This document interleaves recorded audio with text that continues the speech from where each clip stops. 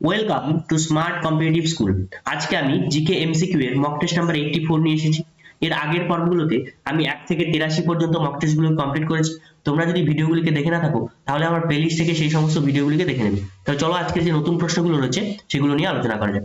প্রথম প্রশ্ন কি বলেছে, নিম্নলিখিত কোনটি মানবদেহের দীর্ঘতম কোষ?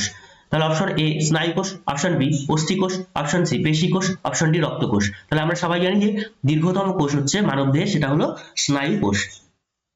প্রথম ভারতীয় মহিলা যিনি সাঁতরে পার হন ইংলিশ চ্যানেল পার করা প্রথম ভারতীয় মহিলার নাম কি? অপশন আরতি সাহা, অপশন বি আরতি মুখোপাধ্যায়, অপশন সি ভক্তি শর্মা, অপশন ডি অনিতা সুদ। তাহলে এটার অ্যান্সার হচ্ছে আরতি সাহা।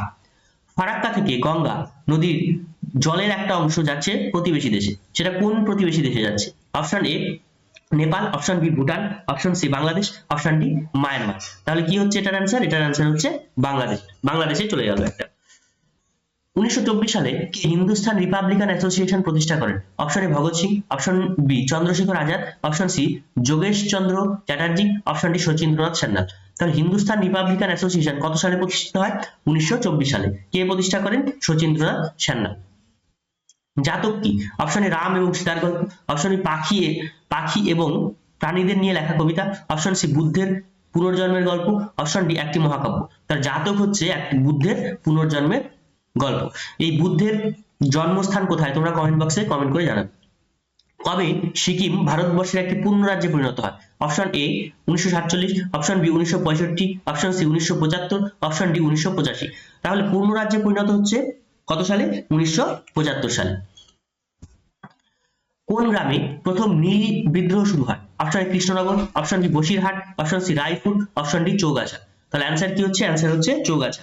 এটা বর্তমানে কোন ডিস্ট্রিক্টের মধ্যে পড়ছে তোমরা কমেন্ট বক্সে কমেন্ট করে জানাবে। এই চৌগাছা গ্রাম।